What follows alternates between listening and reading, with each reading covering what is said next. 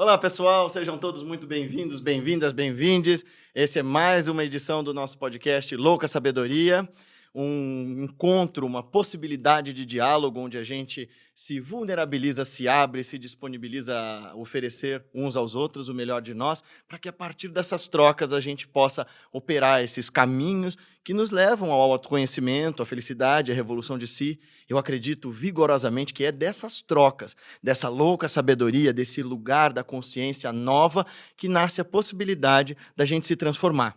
E para conversar com vocês agora, numa das primeiras edições desse recém-nascido podcast, eu trago uma das pessoas que é uma das pessoas mais importantes e especiais na minha vida e uma pessoa super importante e especial em vários contextos e cenários da publicidade, do ativismo e em outras áreas aqui no Brasil.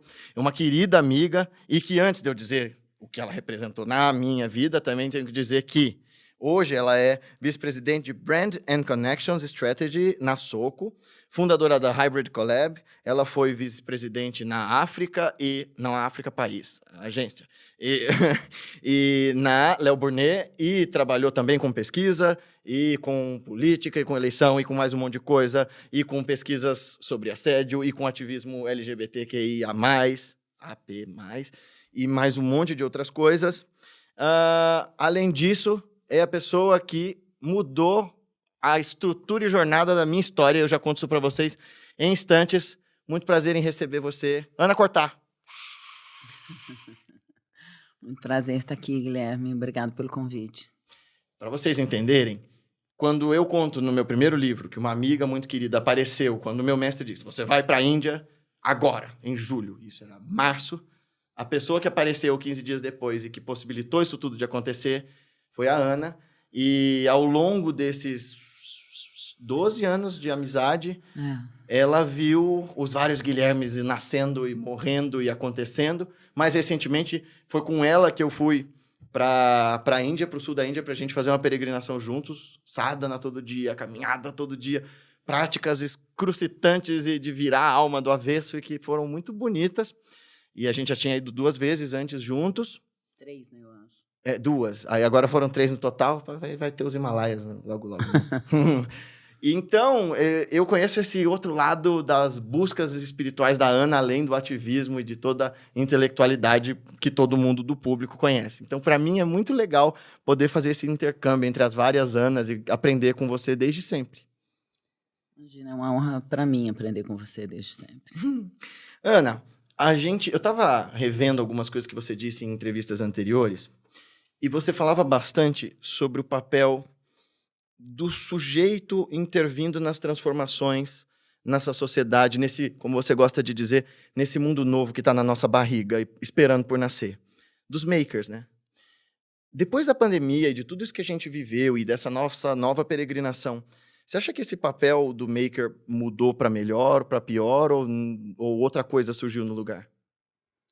Bom, primeiro, só fazendo um complemento a essa frase, a um mundo novo na nossa barriga, é do Galeano, que é um escritor uruguaio, e que eu gosto muito dela, né? Porque é uma sensação, é uma ideia muito positiva você imaginar que existe um mundo novo dentro de você, porque é uma ideia muito positiva imaginar que existe um mundo dentro de você, que é algo que a maior parte das pessoas não tem essa consciência, e a maior parte das pessoas demora a ter essa consciência, né? Essa ideia do que de fato significa olhar para dentro, né? Porque muita gente acha que isso é só uma expressão, muita gente acha que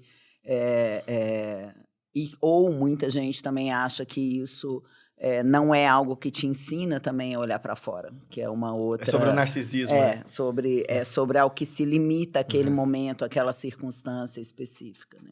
Além de tudo que você falou, a gente tem um mestre em comum, né? E isso é uma coisa que o nosso mestre fala muito, né? Assim, de que, na verdade, todo esse preparo que a gente faz através do sadhana, através da meditação, através de todo o processo de aprendizado, da experiência direta, do estudo, é para levar a gente para fora, é para nos preparar para viver, e não é um puxadinho, não é um lugar para onde a gente foge. Uma anestesia, não é um lugar, né? Exatamente, não é um lugar para onde a gente vai para fugir do resto das coisas. O que eu entendo que seja difícil para as pessoas entenderem, porque foi muito difícil para mim, o meu processo a minha busca por autoconhecimento e a minha busca por conhecimentos ancestrais, ela começou há quase 8 anos, né? Depois da gente se conhecer, né, de fato, assim, e até hoje eu acho que tem muita coisa que eu não consegui alcançar,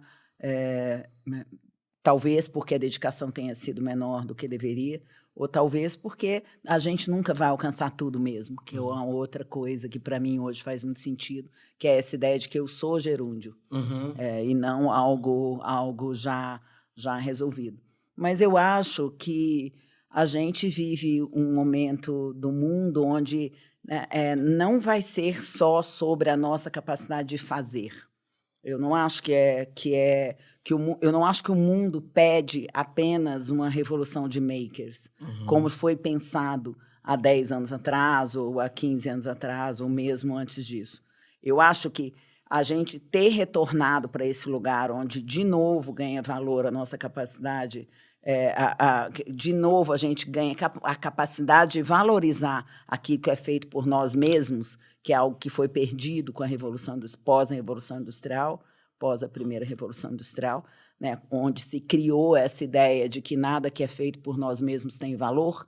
Então, você compra a comida pronta e coloca ela na geladeira. Então, não tem valor cozinhar, não tem valor fazer o fogo, não tem valor ou aprender a fazer o fogo, não tem valor de tecer ou tingir o tecido, não tem valor fazer a roupa, nada tem valor, não tem valor fazer a própria casa, nem saber como se faz, né?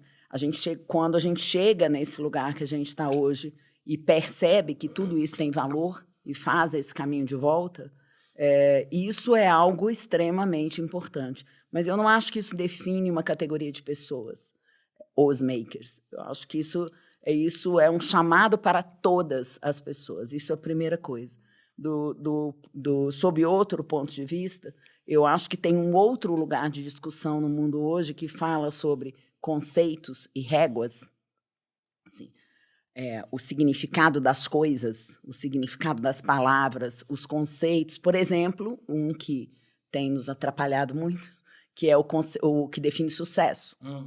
Ou o que define sucesso não só de pessoas, mas sucesso de países também. Essa ideia, por exemplo, de que o sucesso é definido pelo resultado financeiro. Portanto, a régua que mede é resultado financeiro. E ela mede na ponta, ela não mede o caminho. Então, conceitos e réguas precisam ser modificados. E isso, por exemplo, o PIB é uma medida de sucesso de países que nos últimos 30 anos a gente tem todos os resultados disponíveis para mostrar que não funciona. Porque o PIB aumentou mais de 3 vezes em 30 anos e a desigualdade aumentou. Junto, né? Ou mais até. Não é? E pior do que isso, aumentou sustentada por um conceito que dizia que a desigualdade era um efeito colateral normal, né? Esperado de um sistema. Então, eu acho que essas discussões que não são discussões sobre o fazer as coisas acontecerem, mas o pensar quais são as réguas, os conceitos que sustentam o sistema do qual a gente faz parte, que mantém as coisas como elas estão, o que é felicidade, o que é satisfação, o que é sucesso, o que é alegria, todos esses conceitos, o que é prazer, o que é liberdade. Por exemplo, para mim, liberdade é muito simples, do ponto de vista prático, não só do ponto de vista filosófico, o que é que eu quero dizer, não segundo os grandes filósofos, não aquilo que está acessível para pouca gente, mas aquilo que você sente no seu dia a dia, aquilo que você usa para medir se você terminou um dia se sentindo livre. Por exemplo, para mim, liberdade é eu me sentir segura para ser quem eu sou. Nós vivemos num mundo onde a gente não pode ser quem a gente é andando na rua. E é tão louco, né? Porque geralmente as pessoas que estão coagindo aquelas pessoas que não podem ser quem são aquelas que estão clamando por uma liberdade quase que de uma maneira esquizofrênica, né? A gente viu esse clamor, né, por uma liberdade narcisista. E a minha liberdade é liberdade em quê? Liberdade de odiar, liberdade de impedir o outro de ser. Como é que eu não consigo enxergar que a minha liberdade ela tem limite, né? Senão ela não é livre, ela só é delinquência. É por isso que eu acho que a busca pelos conhecimentos, pelos aprendizados ancestrais, sabe, Guilherme, estejam eles como no caminho que a gente fez até hoje, que foi o caminho de buscar isso na Ásia, buscar isso na Índia, seja quem está fazendo esse caminho na aproximação e no estudo do aprendizado dos povos originários brasileiros, ou quem está fazendo isso nos povos originários de outras regiões, ou quem está fazendo isso, por exemplo, buscando a ancestralidade africana. Não importa qual caminho dessa busca de conhecimento ancestral, eu acho que são as pessoas que, de alguma forma, estão tentando saltar essa ideia de que nós somos isso, sabe? Que, de alguma forma, parece tão definido. O mundo sempre foi assim. As minhas viagens para a Índia me ensinaram a perguntar sempre desde quando. Porque depois que você passa muito tempo entrando em contato com aprendizados que estão aí há 2.000 anos, há 5.000 anos, há 4.000 anos, você anda por cidades onde você sente o tempo, você aprende a perguntar desde quando. Então, nós somos isso desde quando? Sabe? É assim mesmo que o mundo é desde quando? As coisas sempre foram assim desde muito pouco tempo. E pior, mais, né? Eu acho que a gente descobre que a nossa memória de tempo é muito pouco tempo. A gente tem um alcance da nossa perspectiva biológica, não tem como, não interessa qual seja a perspectiva espiritual e tal, a gente tem a noção da nossa perspectiva biológica, esse é o nosso recorte sobre o tempo. E a gente vai olhar para o resto da história sob esse ponto de vista, esse ângulo no qual a gente nasceu, esse ethos. E a gente vê que é interessante cultivar esse conformismo, não é nem pessimismo, esse conformismo apático de o mundo é assim mesmo, vamos continuar consumindo e zoando e lascando tudo o resto, cada um que cuide de si. E nunca funcionou assim. A espécie humana não tem como funcionar assim. A gente é um bicho tribal, a gente só garantiu a nossa sobrevivência em meio a tantos outros animais muito mais fortes, muito mais rápidos, muito mais tudo que nós, porque a gente se juntava e compartilhava, né? E eu acho que, voltando de novo para os aprendizados das nossas peregrinações, né? Eu acho que tem uma outra coisa, por exemplo, que eu, por exemplo, não tinha noção dela, que é pensar sobre quando é que a gente se separou. Quando é que a gente se separou da gente mesmo, quando é que a gente se separou do outro, quando é que a gente se separou da natureza. É tão louco, né? Porque yoga vem disso, né? Yoga é união. Mas a gente se separou. Né? E, na verdade, é possível identificar isso cronologicamente. Né? Quando você olha determinados acontecimentos, quando você olha o momento do iluminismo, quando você olha diferentes momentos da nossa história. E a gente precisa fazer esse caminho de volta, né? Quando nós fizemos o nosso caminho, por exemplo, e a gente entrou em contato com as discussões sobre o Vedanta não dualista, quando a gente entrou em contato com as discussões sobre a ideia de que nós somos eu e você somos uma pessoa só, através do Tantra, através de vários outros ensinamentos que a gente acessou, essa ideia de que nós e a natureza somos uma coisa só, eu e você somos uma coisa só, nós e o outro somos uma coisa só, portanto, aquilo que eu faço pelo outro, eu estou fazendo por mim, que também está no Evangelho. Pois é. Né? O que foi muito impressionante foi a gente perceber, para mim foi muito impressionante, perceber que em todas as tradições que nós olhamos para elas, e nós não olhamos para todas, o mundo é enorme, o mundo é muito vasto, mas para as poucas que nós olhamos para elas, o princípio é o mesmo. Quando você chega naquela experiência do indizível, de uma beleza inacreditável, quando você volta, a tradução é muito parecida, né? Muito parecida. Então, você sai do mesmo lugar, dessa mesma ideia da não separatividade, dessa mesma ideia de que as coisas não existem em contraposição, elas existem ao mesmo tempo. E a coisa mais louca é, né, que a gente aprende isso com os mestres. Isso não é um ensinamento moral. Não é uma regra para conduzir uma sociedade. Isso é uma experiência. Ó. Vocês sofrem. E vocês estão reclamando e buscando caminho espiritual por causa desse sofrimento. E eu tô te dizendo, testa mudar completamente essa perspectiva com a qual você olha a vida a partir do seu umbigo. E experimenta essa sensação de ser capaz de ser feliz, por exemplo, com a felicidade do outro, que é algo absolutamente engrandecedor, né? Então, essa palavra é muito importante, né? Experimente, né? Essa ideia do aprendizado pela experiência direta, pela mudança de comportamento, mesmo que você não tenha alcançado todo o conhecimento sobre si mesmo ou sobre o todo, mas mude, haja de outra forma. Porque esse agir de outra forma vai provocar uma outra cognição sobre a qual você deve pensar. E você sai daquele lugar onde você só fica pensando que você precisa entender, que você precisa aprender para fazer. Você não necessariamente precisa saber tudo.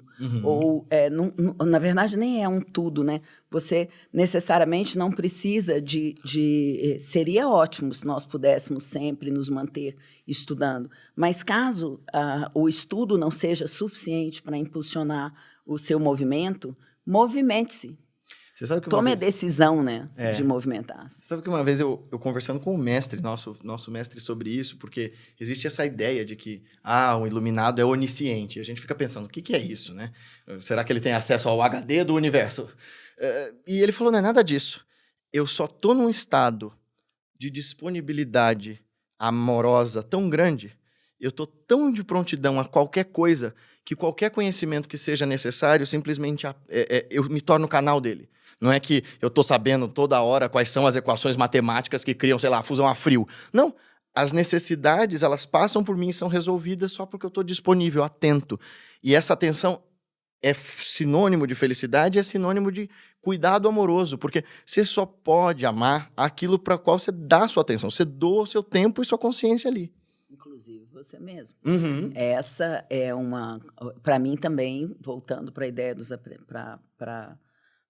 para a ideia do que aprendemos enquanto andamos, né? Eu, por exemplo, achava que meditação era um estado de relaxamento, porque tanto que por isso muita gente diz, eu não consigo meditar, eu não consigo meditar, porque as pessoas acreditam que a meditação é um estado de vazio e um estado de relaxamento, e a meditação é um estado de atenção. Né?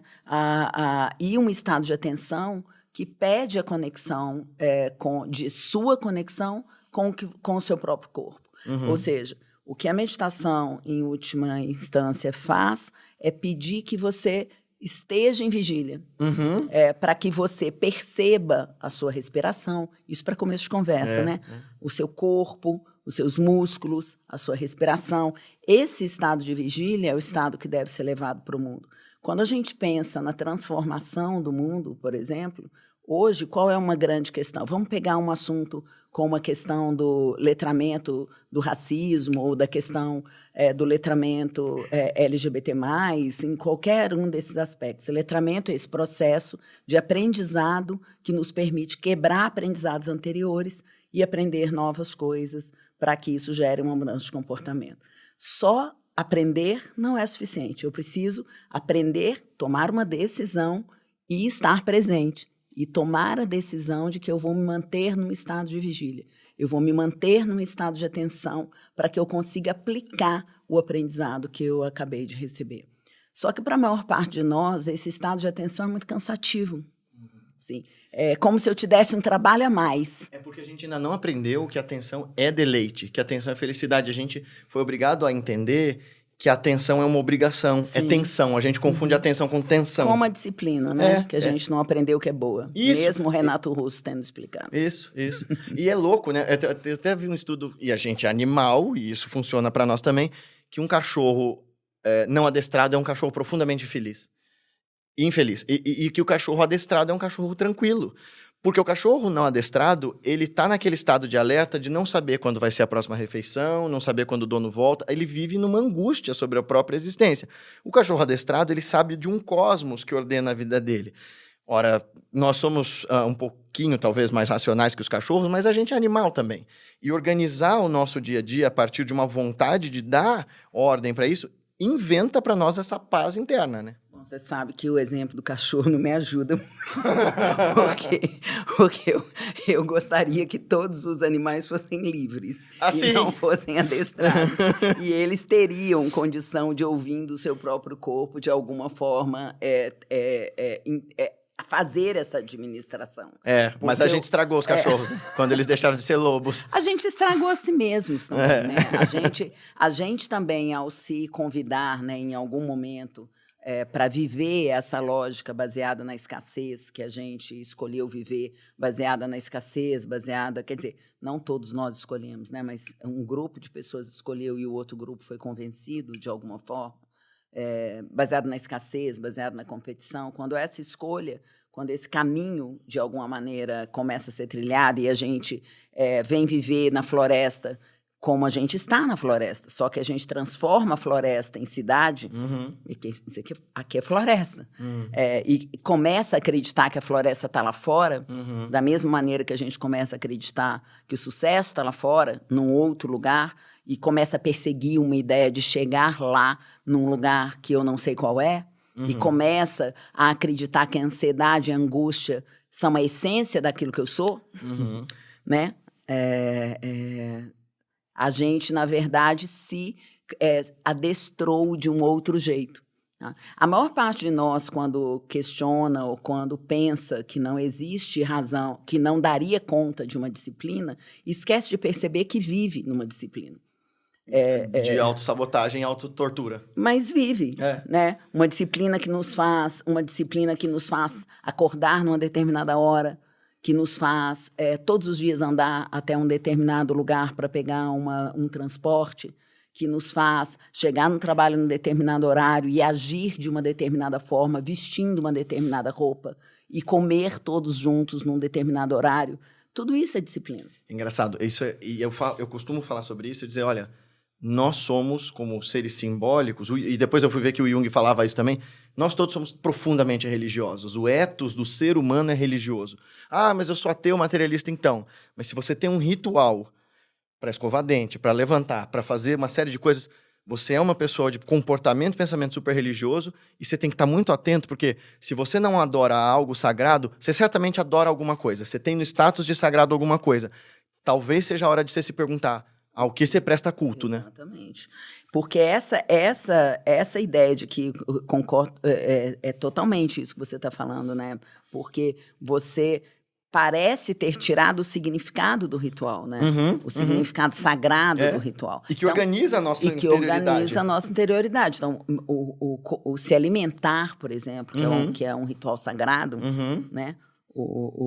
E que é um ritual sagrado, desde o preparo da comida, ele foi cagado. Desapareceu. Isso desapareceu completamente do processo, ficando totalmente ausente, não de religiosidade, mas de significado.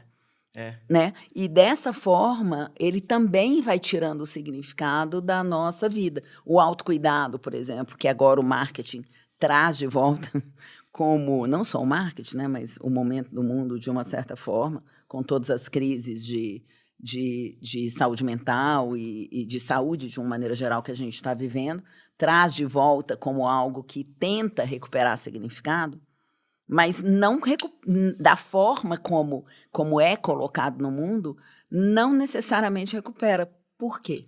Ele não recupera porque ele precisa vir junto de um contato consigo mesmo. Ele precisa vir junto de uma mínima possibilidade de saber quem eu sou. Eu tenho a sensação, às vezes, que quando a gente quis esvaziar os rituais, só por conta da nossa arrogância de dizer isso é primitivo e não percebíamos o lugar disso no simbólico, era como se a gente quisesse jogar fora a embalagem e comer o produto, só que a gente acabou jogando fora o produto e ficando, né, jogando o conteúdo e ficando com a embalagem. Então a gente tem... É o famoso jogar fora a água com o bebê dentro. Né? Isso, exato, exato. A gente está ali com a casca vazia das coisas e achando estranho que a gente se sinta tão vazio de significado, de propósito. Eu estava falando até numa das conversas hoje. O rapaz falando, as meninas amadurecem mais cedo. Não sei o quanto isso ainda é verdade. De fato, biologicamente, isso tem mais força. O Joseph Campbell fala isso. Na nossa sociedade, as mulheres continuam a amadurecer mais cedo, além do machismo, né, causar de uma forma muito cruel isso, porque biologicamente a mulher tem um rito de passagem pelo qual ela vai viver. Ela contata o tempo, a noção de tempo muito rápido. Isso. E o menino, ele tinha os seus ritos de passagem em todas as culturas. Sei lá, você está em Esparta, seu pai vai falar, vai para a montanha, só volta quando você trouxer a pele de um lobo. Vai para... Isso a gente perdeu. Então a gente está vivendo uma sociedade esvaziada de símbolos e que acha curioso que se sinta tão vazia e que fica em buscas o tempo todo sobre si mesma e ela não sabe nem dar nome para isso. Eu acho que esse momento que a gente está vivendo é um momento muito peculiar, sabe, Guilherme?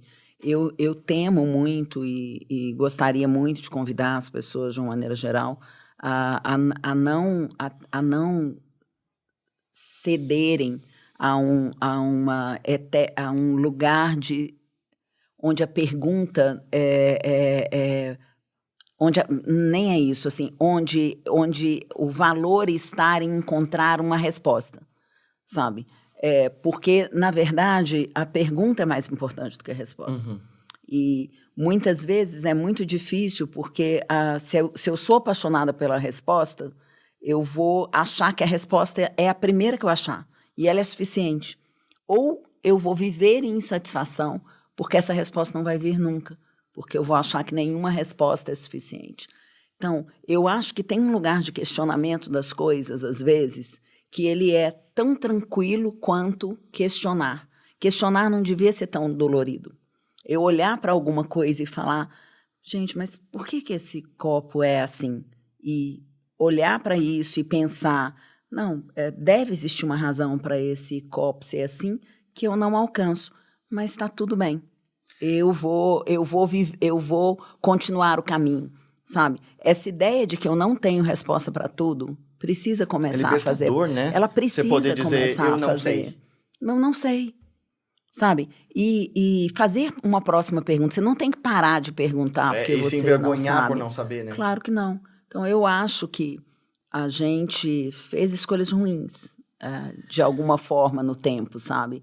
E agora a gente não pode ficar só se martirizando ou só apontando para um lugar que faz a gente acreditar que tá tudo está perdido. muito ruim, que tudo está muito perdido.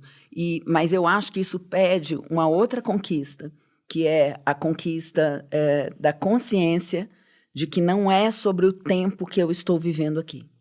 Que foi algo que eu, graças às deusas, consegui alcançar também na busca que eu escolhi empreender na minha vida, que foi, num determinado momento, parar de achar que era sobre mim. Por mais que eu estivesse numa busca por autoconhecimento, que parece ser sobre mim, né? Mas a busca pelo autoconhecimento, ela de verdade, ela é sobre a existência, e uma existência da qual eu faço parte, tanto quanto tudo que está ao meu redor. Eu acho que é só aí, nesse lugar, que a gente pode começar a falar, por exemplo, daquela frase tão famosa do Krishnamurti, que é um cara que eu e você adoramos, que é, eu sou o mundo e o mundo sou eu. Porque dizer isso sem essa perspectiva de o meu umbigo não é o centro do universo, só cria delírio, né? Você fala muito sobre bolhas, Ana. Será que o caminho para começar, se não a furar essas bolhas, mas aumentar o espaço delas para que a minha bolha toque outras e as inclua, não é esse lugar da abertura, da dúvida, dessa predisposição, que num primeiro momento é aterrorizante, de dizer, caralho, eu não faço ideia. E ele tem perspectiva sobre a realidade que eu não tenho. Será que esse é o caminho para começar a alargar, pelo menos, essas bolhas que nos dão uma falsa ideia de segurança, mas, na verdade, só nos sufocam? Então, de verdade, o Sloterdijk fala da realidade em bolhas, né? De como, de fato, a gente não percebe, mas o tempo inteiro as bolhas se encontram, explodem, criam outras bolhas, se aproximam, se afastam. A realidade é muito mais do que nós damos conta de ver. A questão, eu não sei o quanto é possível a gente fazer com que as bolhas não existam, mas eu sei que é possível a gente conseguir ver mais do que a nossa própria bolha. E é possível fazer com que a gente não recuse a aproximação ou não se assuste ou se defenda toda vez que a gente se aproxima de uma outra realidade ou toda vez que a bolha da qual a gente faz parte explode. Como? Então, de novo, a gente volta para o mesmo lugar, que é autoconhecimento. Olhar uma capacidade de recuperar porque, gente, a única coisa que a gente pode ter certeza absoluta, eu falo isso com os meus alunos quando eu dou aula, eu estou vendo a 4ª geração, provavelmente. Já fiz essa conta algumas vezes, eu não me lembro se é a 3ª ou a 4ª, mas eu acho que é a 4ª geração de 18 a 20 e poucos anos entrar no mercado. E eu dou aula, né, há 10 anos na Manhã Med School, e eu falo sempre para eles, você tem uma única coisa que é certa, a gente se perde. Enquanto a gente anda, a gente se perde. Não importa o quanto você saiba a direção, ou acredite que você sabe a direção. Enquanto a gente anda. Em algum momento, enquanto a gente está em movimento, em algum momento a gente se perde. A única maneira de se trazer de volta é sabendo quem você é. E a gente não aprende isso desde muito cedo. A nossa, pelo menos a minha geração, a minha família, eu não sei se essa é a realidade da família de todas as pessoas que estão escutando a gente, mas eu não aprendi desde muito cedo. A meditação devia estar nas escolas. E não está mais nem na Índia. Pois é. Né? Meditação deveria estar nas escolas. Aprender a silenciar e aprender a prestar atenção naquilo que te aproxima da felicidade e escolher e definir o que é inegociável e o que não vale a pena deixar pelo caminho, ou mesmo que você tenha que deixar alguma coisa pelo caminho, lembrar-se que você deixou e tentar recuperar no momento que você entende que é necessário, isso precisa fazer parte da nossa construção. Nós não nos construirmos a partir... Eu cresci acreditando que o que me definia era o olhar do outro. Sim, que é um conceito, inclusive. E dói, né? o olhar do outro é importante, é óbvio que o olhar do outro é importante porque o outro sou eu. Portanto, o outro sendo eu, aquilo que o outro vê também é parte da minha visão. Né? Mas não é tudo. Porque o outro também é limitado na sua incapacidade de ver a si mesmo. Então, é nesse mundo separado onde a gente vive. Então, essa busca, ela tem que ser uma busca tão permanente quanto a busca por essas outras coisas para as quais a gente dá tanto valor. Como a busca por esse sucesso aí que a gente tem gastado tanta energia e tem colocado tanta força a ponto de destruir aquilo que nos sustenta. Imagina se a gente colocasse essa energia toda na revolução humana. Nossa! Não é? Imagina se a gente colocasse essa tensão toda no outro. Outro dia eu estava comentando com uma pessoa que recentemente eu me dei conta que aquela frase que muita gente usa de uma forma individualista, que é para explicar por que tem que cuidar, por que tem que primeiro ter atenção sobre si, que coloque primeiro a máscara para depois ajudar o outro. Outro dia eu me dei conta que essa frase sempre foi sobre o outro. Ela nunca foi sobre mim. Ela nunca foi sobre eu sobreviver. Porque se você tem força o suficiente para prestar atenção que o outro está morrendo e tem a agilidade ainda de colocar a máscara sobre si, é porque você tem condição de cuidar do outro. Você sabe que tem uma outra mestra nossa que ela diz isso de uma forma tão formidável, porque isso eu fui ouvindo de uma situação de uma pessoa falando, todo mundo reclama e eu estou um pouco cansada porque todo mundo só me pede coisas. Ela disse, isso é motivo de graças. Se você tem essa solicitação das pessoas em volta, significa que você tem algo para dar. E não tem outra coisa que dê mais significado à vida humana, senão essa possibilidade de servir ao que é divino e sagrado para você, com o nome que for, através do serviço que você faz para quem precisa. Ah, mas as pessoas e as demandas das pessoas são imensas. É, você que vai ter que saber fazer as barreiras até para o bem dessas próprias pessoas e dizer não e tal.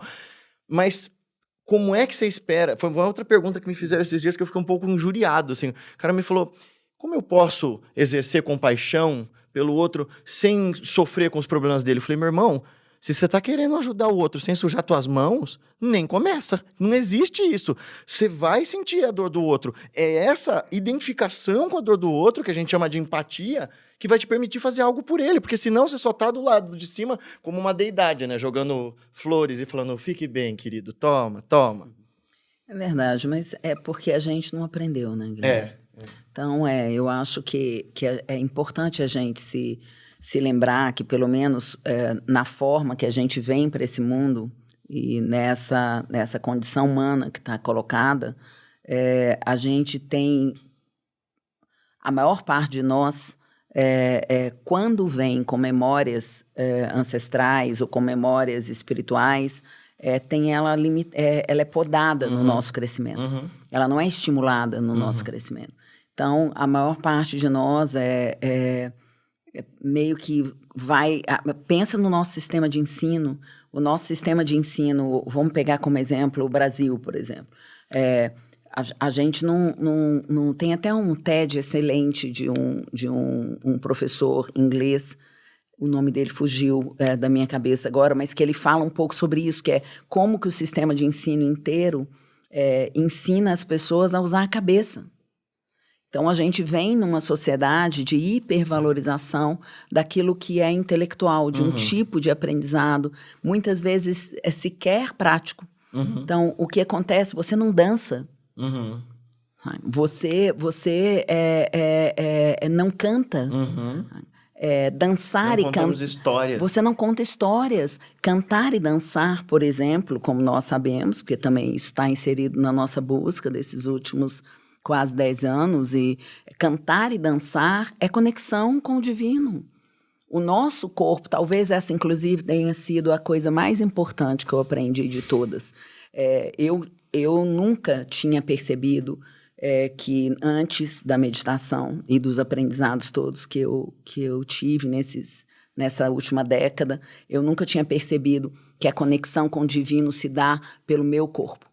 O meu corpo não é uma ferramenta para que eu viva nesse mundo. Ele é também essa ferramenta, mas ele é uma ferramenta para que eu me mantenha conectada com o divino.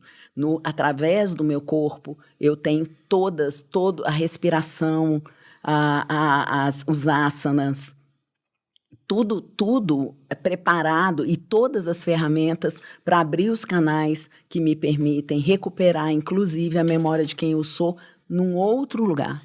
Tem um poema do Rumi que fala sobre isso, quando ele diz assim,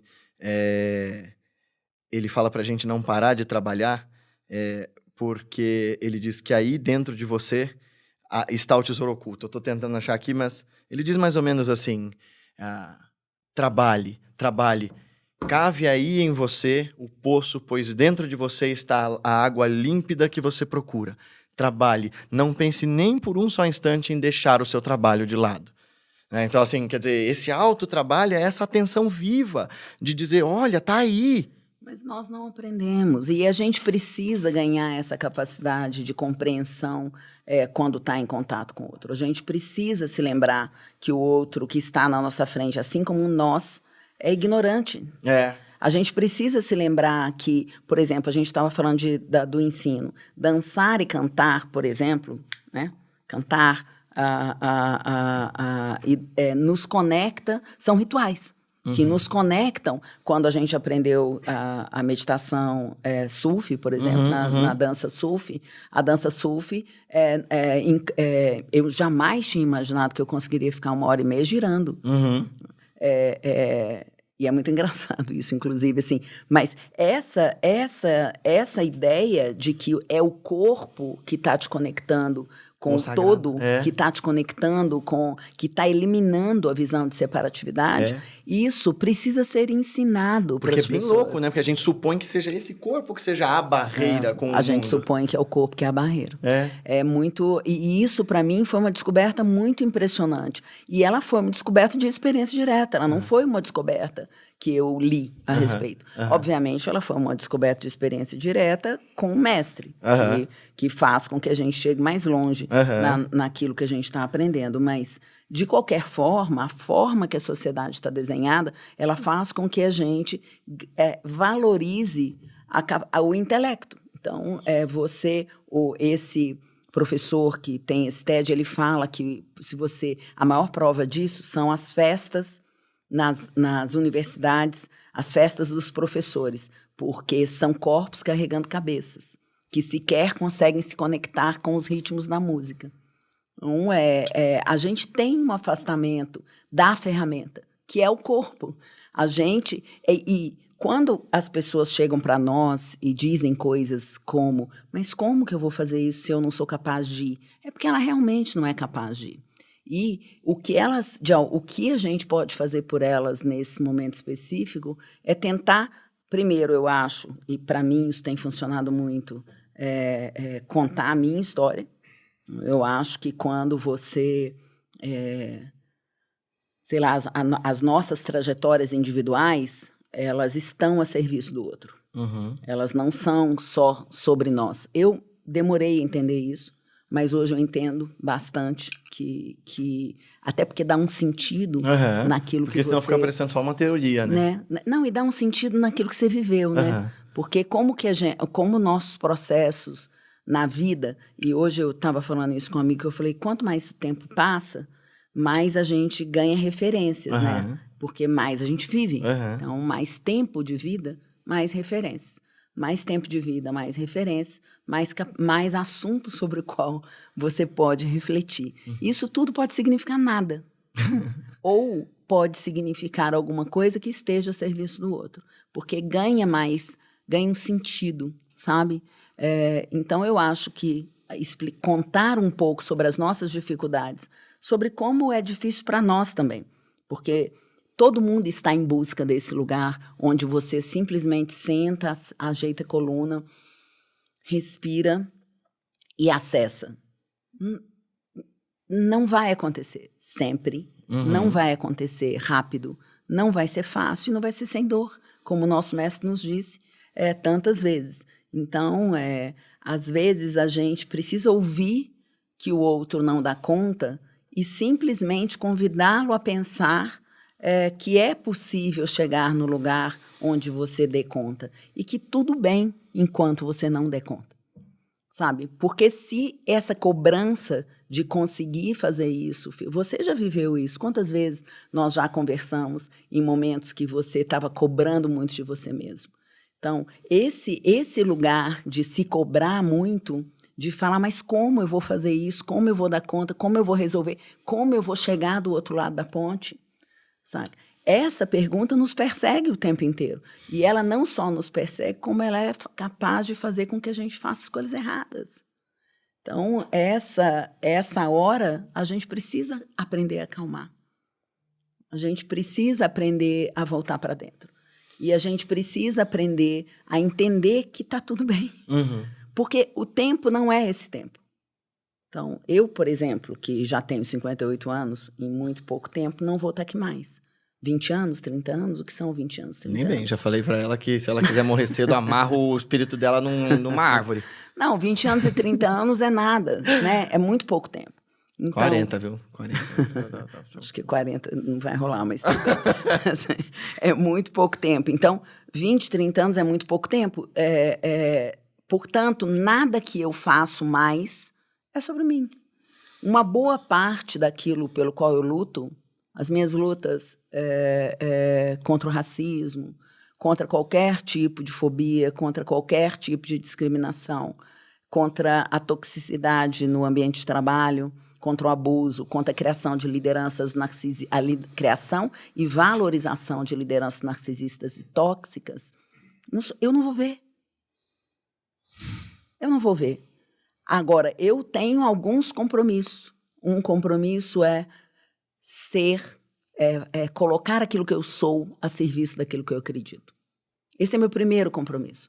A partir do momento que eu aprendi, a partir do momento que eu ganhei consciência, eu preciso colocar quem eu sou a serviço daquilo que eu acredito.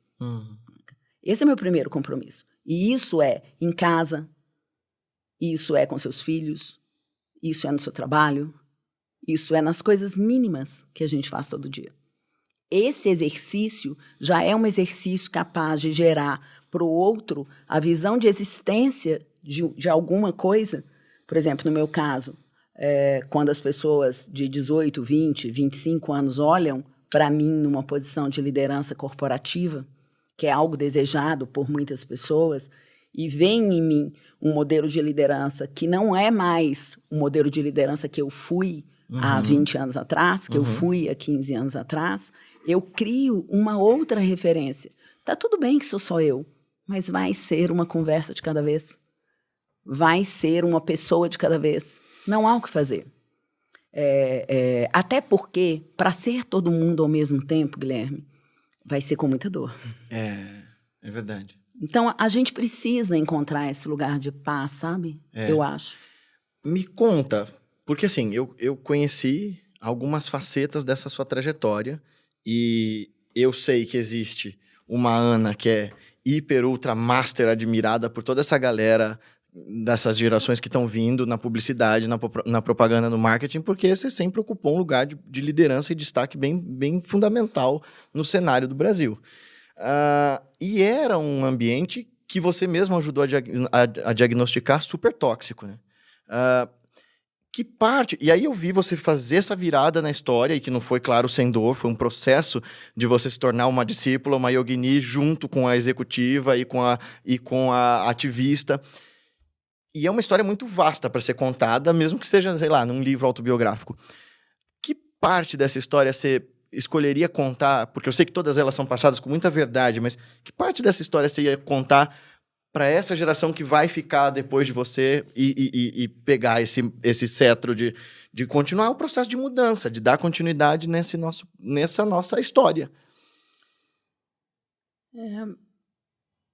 Eu sempre acho difícil essas escolhas.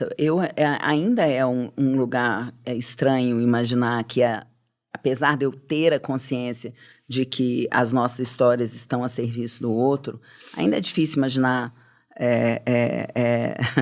ainda é difícil imaginar que a minha história tem tanto valor assim, entendeu? Ainda é um negócio... Porque todas as histórias, cada história tem muito valor. Então, eu entendi que a minha talvez esteja em algumas situações como agora, em foco,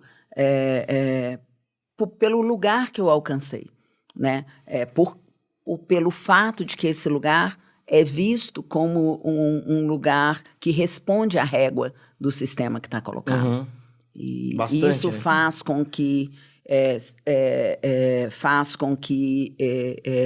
eu ganhe um microfone, eu acesse mais pessoas. A gente ainda vive num mundo tóxico. A lógica do mundo do trabalho, ela é uma lógica que nasce lá que bebe muita água na lógica dos exércitos. Não à toa, expressões como faca nos dentes, sangue nos olhos, né? Inimigos, competidores, war room, essa sala de guerra, essas expressões são expressões comuns no mundo do trabalho. E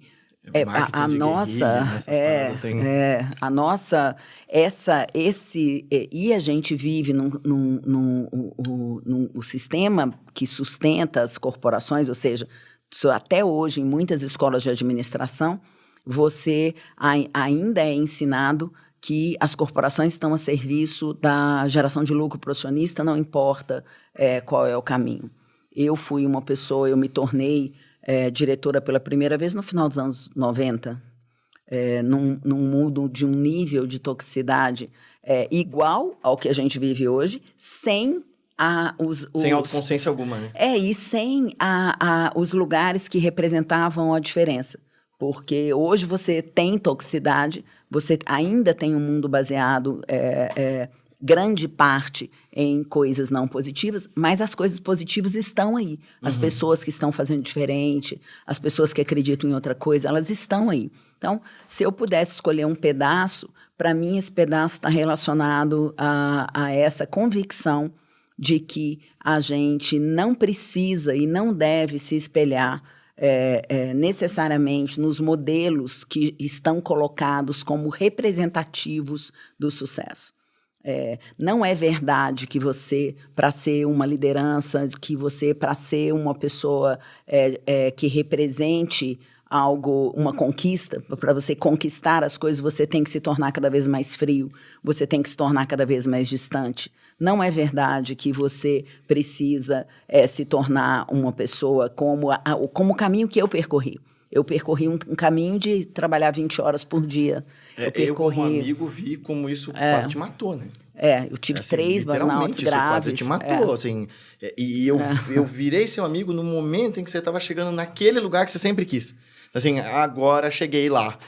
E era muito legal. Eu ficava muito orgulhoso e falava para todo mundo, olha, minha amiga, blá, blá, blá. Só que de longe, né, porque eu não participava da tua jornada de trabalho, eu via que você estava exausta e tal, e você ia lá no instituto, mas eu não tinha noção do tamanho dessa violência. Eu acho que uma das coisas mais bonitas que você tenta transmitir para as pessoas não, você não precisa se esgoelar de trabalhar, porque isso é uma violência. Você não precisa abrir mão de quem você é, você não precisa abrir mão dos seus valores. Eu acho que, infelizmente, a gente vive numa realidade que obriga as pessoas a esse tipo de decisão, inclusive por uma regra básica, que é a sobrevivência. Né? E a sensação que a gente tem o tempo inteiro é que, para sobreviver, é que não existe escolha. Pega aqui, ó. Obrigado. É que não existe escolha, que para sobreviver a gente precisa de vender a alma, digamos assim, né? De que a gente abrir precisa mão dos valores, abrir mão dos valores de quem a gente é. Que é o que você estava falando sobre valores inegociáveis, né? Assim. Exato. Agora, é uma coisa muito difícil quando você vai para a realidade do mundo, gente. Não vamos esquecer, porque é muito difícil a gente estar conversando aqui nesse lugar confortável, sendo quem nós somos, e enquanto a gente está vivendo num país onde ainda existem situações análogas à escravidão e onde pessoas são enganadas e levadas para fazendas no interior do país, de onde elas são vigiadas com armas, porque confiaram em alguém que fez com que elas acreditassem que ia ajudá-las a melhorar, a mudar de vida. Então, é muito difícil nós falarmos sobre tudo isso que nós falamos, mesmo a nossa conversa sobre autoconhecimento, a nossa conversa sobre busca, de um lugar de tremendo privilégio. Ela é de um lugar de muito privilégio. Apesar de ser possível... De ser verdadeira, né? É verdadeiro, e também é possível percorrer esse caminho seguir nessa busca por diferentes caminhos. Existem muitas famílias, por exemplo, eu conheço famílias negras racializadas há 4, 5 gerações que têm consciência da sua ancestralidade, que exercem, praticam religiões de base africana, que trazem um contato e um conhecimento com uma base de cultura e de relação com o outro e de relação com a natureza, de um profundo respeito. Então, é muito importante a gente não elitizar essa lógica. Como as pessoas... Porque, as pessoas tendem a transformar tudo em produto, tudo em mercadoria. E isso fica muito difícil, não só tudo em mercadoria, mas tudo em algo que sabe... É acessível para quem pode pagar, é elitizado, é sectarizado. Nesse momento específico, tem um movimento enorme de pessoas, por exemplo, dentro dessa ideia da busca pela unidade com a natureza, fazendo viagens extremamente caras para o interior da Amazônia, por exemplo, assim, da mesma maneira que a gente vai para a Índia. Que não é barato. Mas essa noção de que para que eu alcance um caminho de busca por autoconhecimento, eu preciso ter dinheiro. E eu preciso ter tempo disponível, eu preciso poder parar tudo para pegar um avião e ir para algum lugar. Isso precisa acabar. Você sabe que Sri Ramakrishna falava isso e as pessoas entendiam de um jeito errado, né? Ele dizia assim, religião não se destina a estômagos vazios. E aí o Swami Vivekananda, né, que é discípulo dele, falava, joguem fora suas escrituras, falava para os monges, e primeiro ensinem as pessoas a conseguir seu pão de cada dia, e depois vocês vão poder ensinar os ensinamentos de cor para eles. Décadas depois, o Osho vai dizer a mesma coisa, e por mais críticas que se tenha ao Rajneesh, isso é uma verdade que ele dizia. Ele falou, olha, esse lugar do autoconhecimento místico é para pessoas que já chegaram em algum lugar de conforto. Porque as outras pessoas estão preocupadas com sobrevivência. Eu não acho que essas pessoas... Eu acho que o Osho, com as suas contradições, tudo bem, mas eu não acho que eles estão dizendo assim, se conforme com a pobreza. Não, não. Ajuda essas pessoas a sair de lá primeiro, antes de querer arrotar grandes verdades cósmicas para elas, sabe?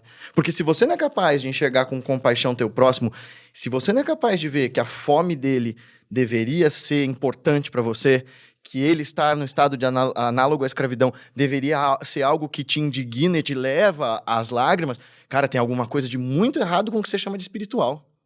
Você sabe que eu não sou uma pessoa que separa o espiritual da vida prática, né, Guilherme? Assim, eu também não elitizo o conhecimento, os conhecimentos, até porque é como a gente está falando, assim, se a gente for, por exemplo, nos povos originários, vamos pegar os povos originários brasileiros, eles por exemplo. Eles já detinham esse saber todo. Esse saber todo estava contido num modo de vida onde não havia necessidade, né, de toda essa parafernália, né, que a gente terminou considerando absolutamente necessário para a nossa sociedade. Só que nós estamos vivendo num mundo em transição e extremamente distorcido. Então, viver num mundo em transição e extremamente distorcido é muito complexo. Eu não sei exatamente, eu não tenho resposta para tudo, mas eu sei que a sabedoria, os conhecimentos que nós trazemos quando nós chegamos aqui, a nossa capacidade de apreender através da experiência direta e, muitas vezes, a capacidade que a experiência direta tem de despertar em nós conhecimentos que nós sequer sabíamos que nós tínhamos, isso está em todos os lugares, em todas as pessoas. Estejam elas sentadas num banco da praça, estejam elas sentadas num banco em Harvard. Esse lugar inclusive eu acho mais provável no banco da praça. De qualquer forma, eu acho que a gente precisa ter cuidado com a dificuldade que é ser quem nós somos na realidade que nos está colocada. Sim. Porque a realidade que nos está colocada, ela é uma realidade de um nível de complexidade muito grande, porque é muita história para chegar até aqui. E muita história, inclusive, que a gente desconhece. Feia, né? E muitas histórias que a gente nem acessa. Então, até porque a gente vive num mundo onde nós temos histórias que foram dominantes. Assim, pensa, quantos filósofos indianos e africanos, chineses e japoneses você leu em todo o seu crescimento, você que fez USP? Pois eu fui atrás disso sozinho, né? Então, eu fui atrás desses caras sozinho, porque na USP não se falava disso. Eu falei que, recentemente, a gente levou um dos meus mestres lá, o Acharya Staneshwar Malsina, para falar de filosofia indiana, que entrou na USP para falar sobre isso, porque é um scholar, né? Porque é um professor lá da San Diego University, porque tem toda uma trajetória acadêmica e tal.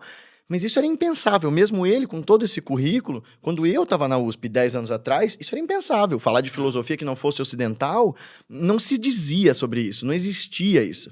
Então a gente está num momento que tem muita coisa para mudar. Então, assim, não adianta a gente querer...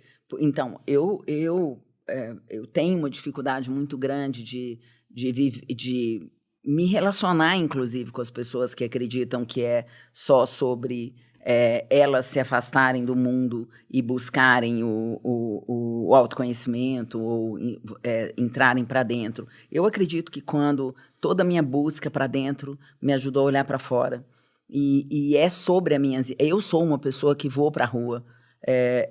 Eu vou sim deixar muitas vezes de ir para o templo se tiver uma manifestação na Paulista. Então, assim, essa é porque... porque esse é o lugar onde Deus mora, né? No meio da porque necessidade das pessoas. Esse é o lugar onde eu preciso praticar aquilo que eu aprendo. Entendeu? Onde eu preciso colocar quem eu sou a serviço daquilo que eu acredito. Então, essa construção que está colocada, ela é assustadora, ela é difícil, ela vai nos dar, muitas vezes, a sensação de que não há o que fazer, ela vai nos convidar a desistir, porque... Sim, que é foda. Sabe? Mas a gente dando as mãos uns para os outros, a gente precisa. Trocas... Sim, eu olho para o mundo hoje, voltando a dizer, né, como eu estou aqui há 58 anos, eu olho para o mundo hoje, e isso não é pouco tempo, eu olho para o mundo hoje, eu nunca vi tanta gente buscando transformar positivamente a realidade. Nunca vi. Em todos os lugares, todos os lugares. Todos os lugares. Dentro de uma comunidade, dentro de uma comunidade indígena, dentro de uma comunidade de pessoas pretas, dentro nas periferias, em todas as cidades, espalhadas pelo mundo, em todas as posições, um médico, um anestesista, da mesma maneira que existem as pessoas que não são boas pessoas, mas essas eu sempre vi. O que eu não via antes era a quantidade, a rede de pessoas que está dedicada, de alguma maneira, dedicando algum tempo da sua vida, no mais simples ato, mesmo que essa pessoa não esteja movimentando milhões, né? No mais simples ato, na mais simples conversa, fazendo com que algo novo se movimente, algo com significado se movimente. Então, eu considero esse momento um momento muito difícil, mas muito positivo. Eu tenho alguma dúvida de que as coisas provavelmente vão ficar piores? Não. Mas não é sobre esse tempo. Você fala muito sobre... A gente não tem mais tempo de ficar ensaiando a transformação. A gente sempre conversou sobre isso. Porque o tempo agora não é mais exatamente de impedir que determinadas coisas aconteçam, né? O tempo agora é de fazer com que a dor atinja o menor número possível de pessoas e dure o menor tempo. Então, assim, não tem algumas coisas, a não ser que você seja um negacionista, tem algumas coisas sobre as quais elas são inevitáveis. A questão climática está colocada, a gente tem a Tafona, no interior do Rio de Janeiro, por exemplo, no litoral do Rio de Janeiro, por exemplo, que é uma cidade que já teve uma parte de vários quarteirões ocupados pelo mar. Então, assim, por causa de decisões como, por exemplo, desvios de rios. Então, você tem decisões erradas tomadas pelo ser humano, além das questões que possam ser associadas à passagem do tempo, mas você tem decisões que foram tomadas a respeito de produção de gás carbônico, de desmatamento, de geração de lixo. Tem decisões que foram tomadas que as consequências delas vão vir. Isso é muito assustador, né? Observar que boa parte das lideranças que a gente tem ainda um comportamento tão egocentrado que não consiga nem antever as consequências colaterais das decisões delas. Assim, elas são avisadas. Ninguém está dizendo mais assim, olha, nós não sabíamos. A gente não sabia que aterrar, sei lá, aquela cidade... Muita gente que insiste em continuar negando. A gente não sabia que aterrar Balneário de Camboriú ia ser uma merda, transformar uma praia natural em um areial só porque os ricos queriam. Ai, quem diria que ia dar errado? As pessoas sabem, elas estão acessando. Foi muito chocante para mim quando eu assisti aquele filme do Leonardo DiCaprio, né, o Não Olhe Para Cima, porque não existe nada ali que é metafórico. É aquilo, nós temos aquele comportamento, assim, diante de uma verdade... O nosso mestre fala isso, ele fala assim, diante de verdades desconfortáveis, há aqueles que prefiram cegar os próprios olhos do que olhar para elas. Então, eu não consigo ver. Aí você fala, mas você está enxergando. Ele pega uma agulha e... Plá, plá. Não, você está vendo? Eu não tenho olho, eu não vejo. E aí eu vejo isso que você está falando. Olha, as nossas lideranças ainda têm traços sociopáticos perigosíssimos com consequências funestas, mas nos pequenos núcleos, a partir de atitudes bondosas e diárias, a gente está vendo uma revolução silenciosa acontecer. Será que em algum momento essas duas coisas se encontram e a gente consegue transformar em escala o mundo para que em algum ponto lá na frente, será que, sei lá, eu não vou ver certamente essa transformação. Será que existe no futuro da humanidade um momento assim que a gente diga, tá aí, depois de tantos milhares de anos desse povo dizendo pra gente, olha, pense no teu próximo, seja legal com ele. Será que em algum ponto a gente vai dizer assim, olha lá, não é que esse cara tinha razão, não era só uma metáfora bonita pra eu pôr num cartão ou no quadro na casa da minha avó, sabe? Eu acho que eu tenho um privilégio de acreditar que muitas dimensões acontecem ao mesmo tempo nesse tempo, sabe, Guilherme? Muitos tempos e muitas dimensões. Então, o que não é nem uma crença, porque a física quântica está aí para poder falar disso com muito mais capacidade do que eu teria, né? As pessoas que entendem e estudam esse assunto. Então, qual o tempo? Entendeu? Assim, eu tenho certeza absoluta que todo esse processo que nós estamos nele está melhorando o mundo. Eu tenho zero dúvida. Eu acho que é aquela coisa do contraste, né? Quanto mais trevas também há, na mesma proporção, mais luz, porque eu passei a reconhecer o meu dever enquanto ativista gay, por exemplo, porque sou um homem gay privilegiado pra cacete, então, assim, eu tenho o dever de me posicionar em face daqueles que não são brancos, não têm uma família estruturada, etc e tal, não estão ali na heteronormatividade, né? Eu sou daquele tipo de gay que vai ouvir, nossa, mas você nem parece, né? Que é extremamente homofóbico, mas é o que eu escuto.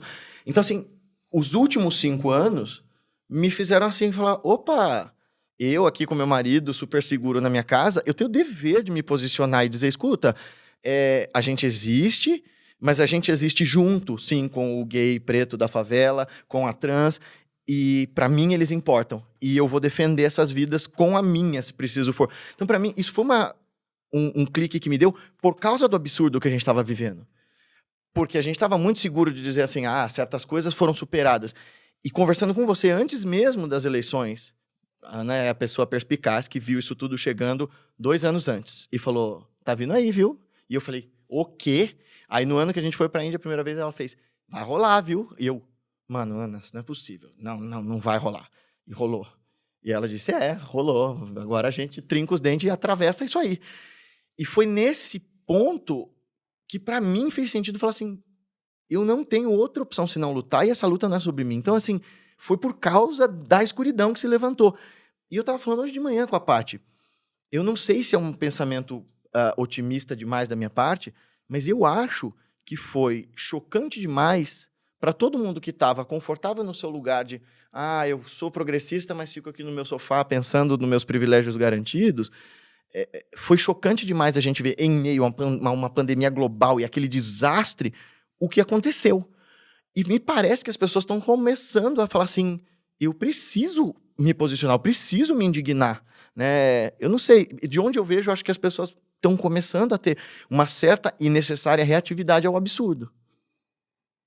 Eu acho que é verdade, o sofrimento ele faz as duas coisas, na verdade. Ele nos piora. Né? Não, ele nos fecha, né? Então, assim, existe não é nem só uma tendência, né? Se você observar várias situações, as pessoas, às vezes, por medo e por convivência com uma realidade controversa ou insegura, aumentam a altura dos muros, aumentam a quantidade de fechaduras, compram armas, ou inventam o passado, que para mim é uma habilidade muito impressionante, porque imaginar o futuro é uma coisa. Agora, imaginar um passado, principalmente um passado de curto prazo... Que você viveu e que não foi aquele, né? E que não foi aquele, mas as pessoas muitas vezes fazem isso porque elas encontram conforto nesse lugar. Então, essa busca por cessar o barulho, e eu acho que, voltando de novo para os nossos aprendizados aí desses últimos anos, quando o nosso mestre dizia que nós tínhamos que encontrar o silêncio no caos, era para que a gente se tornasse capaz de não sentir tanto medo quando tudo ficasse de alguma forma pior. Então, e isso não é algo que nós aprendemos normalmente. Então, quando as pessoas vivem situações difíceis, pode sim acontecer delas despertarem, mas também pode acontecer delas se fecharem. O Gurudji fala muito isso, né? Ele fala que sofrimento é ruim, ponto final. E que a nossa busca tem que ser por destruir, por cessar o sofrimento em nós e no outro. Esse é o voto da compaixão. O sofrimento pode ensinar, não é essa ideia, por exemplo, que está contida no espiritismo de que a gente só cresce no sofrimento. Não, a gente não é pão para crescer na porrada. Mas o sofrimento pode ensinar se há abertura para isso. Da mesma forma que a arte pode ensinar, ou que um encontro entre amigos. Eu aprendo demais cada vez que encontro a Ana, assim, e não há sofrimento aqui. Existe uma troca de profundo amor. Então não é só no sofrimento que a gente cresce. Eu estou convencido disso. E nosso mestre diz, olha, tudo pode ser caminho, né, para a transformação. Só que depende da sua disponibilidade, da sua atenção ali. Então, eu acho que... Eu sou muito otimista, eu acredito muito na existência, na nossa existência humana, na nossa existência animal, na nossa existência como floresta, na nossa existência como planeta, na nossa existência como universo, na nossa existência como todo. E é a serviço disso que eu estou. Eu não estou a serviço de normas e regras. Eu posso atuar a partir de normas e regras colocadas por uma sociedade, mas não sem perder a consciência do que elas significam.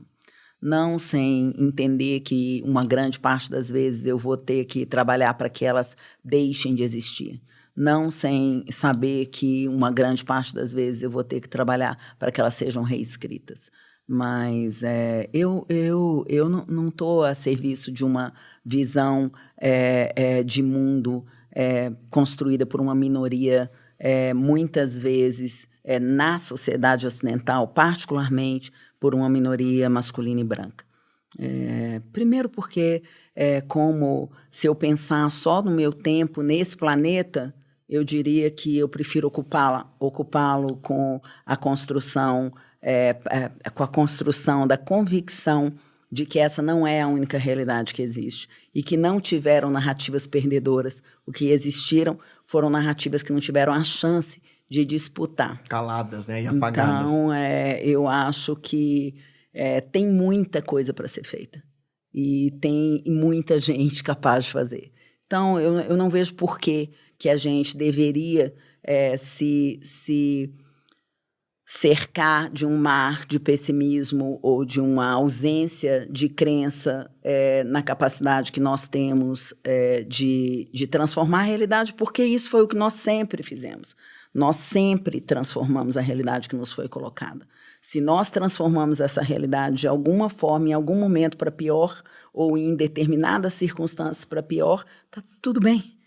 Sabe? Hora de olhar para isso, entender onde é que o problema esteve e fazer de outra forma. Sabe? A gente trouxe o mundo até aqui, a gente pode levar ele aonde a gente quiser.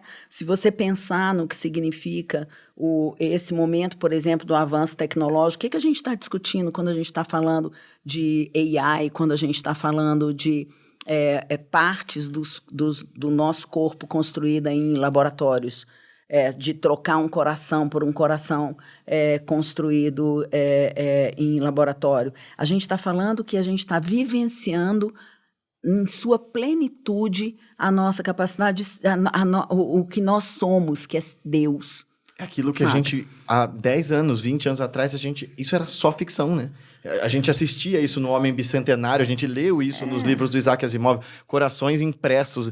E a gente está vivendo isso, olha que loucura. Mas isso deveria estar nos mostrando quem nós somos. deveria estar nos colocando, nos fazendo ter consciência da sofisticação da tecnologia que nós somos. É isso que eu Porque essas coisas não foram encontradas, não caíram de algum lugar. Nós criamos. Se nós criamos, nós estamos exercendo a nossa divindade. Agora, não é? Sabe? Se nós estamos exercendo a nossa divindade, a questão é o que nós vamos fazer com isso. Então, assim, não dá para eu não acreditar num projeto tão lindo quanto o que eu sou, quanto que você é, quanto que todo mundo que está nessa sala é, quanto que todo mundo que está me ouvindo nos ouvindo aqui agora é.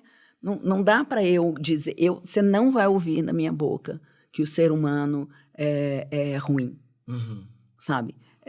Porque não é verdade. Porque não é verdade. Porque eu teria que dizer isso sobre mim mesma, e eu não sou. Agora, sim, nós somos capazes de coisas ruins, na mesma medida que nós somos capazes de aprender. Então, nós podemos começar a aprender, sabe? Eu entendo que o mundo está nos convidando a ficar tristes, porque é muito triste tudo que está visível, é muito triste tudo que a gente está vendo. Mas o lugar do luto é o lugar de transformação também, né? Nós precisamos seguir, sabe? E nós precisamos seguir como muitas pessoas têm seguido há muito tempo, na dor. Muitas pessoas têm seguido há muito tempo, quando o espaço lhes é negado, elas seguem abrindo espaço. Nós temos que seguir. Para mim é tão claro, sabe? Que é meio isso. Uau! Eu ia falar para fechar com alguma coisa, mas já acho que já... Vamos lá. De que jeito você diria para alguém que quer encontrar essa mensagem? Assim, como que você definiria o start dessa busca por si mesmo, por autoconhecimento? Eu sei que não há fórmula, é claro, mas por onde essa pessoa poderia achar esse lugar de começar?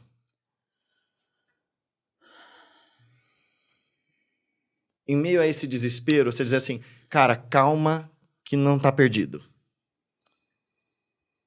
Eu acho que isso é muito individual, sabe, Guilherme? Mas eu acho que eu faria um ato simples.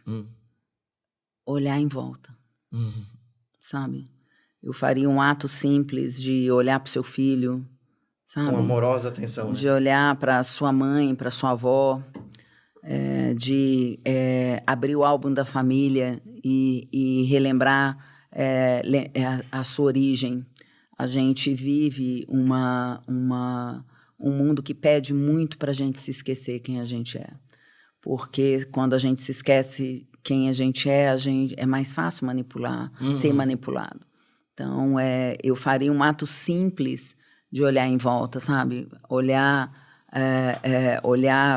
as crianças que estão nascendo nesse momento específico, sabe? E se perguntar se faz sentido eu acreditar que o mundo vai ser pior para elas. Sabe? Eu faria atos simples e não atos heróicos, sabe? Porque eu acho que a resposta está nos atos simples. Uau! Alhamdulillah! Muito bem. Como eu falei, e vocês viram, é um dos papos mais fascinantes que vocês vão ter na vida de vocês. Gente, que coisa absurda. Não é mesmo. Algumas das conversas mais transformadoras que eu tive, e olha, conheço o mestre de tudo quanto é lugar, já contei histórias, para quem conhece o outro canal, conhece histórias de eu encontrando gente iluminada, gente diferente, mas é sempre de um lugar tão legal que as nossas conversas surgem, de um lugar de nutrição e de acolhimento. E eu acho, é por isso que eu criei esse projeto, eu aceitei junto com o Ed a topar esse projeto, ele me deu esse pontapé na bunda, falou, vai, cara!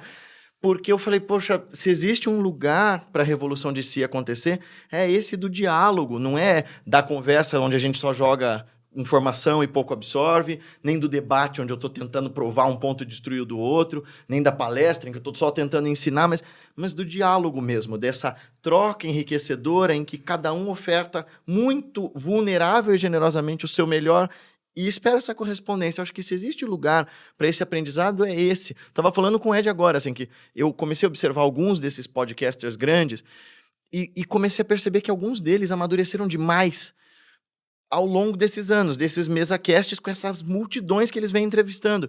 E é claro, porque eles chamaram algumas das melhores mentes para conversar, e esse era o jeito que, sei lá, o Aristóteles ensinava, que Shankara ensinava. Senta aqui que eu vou te explicar.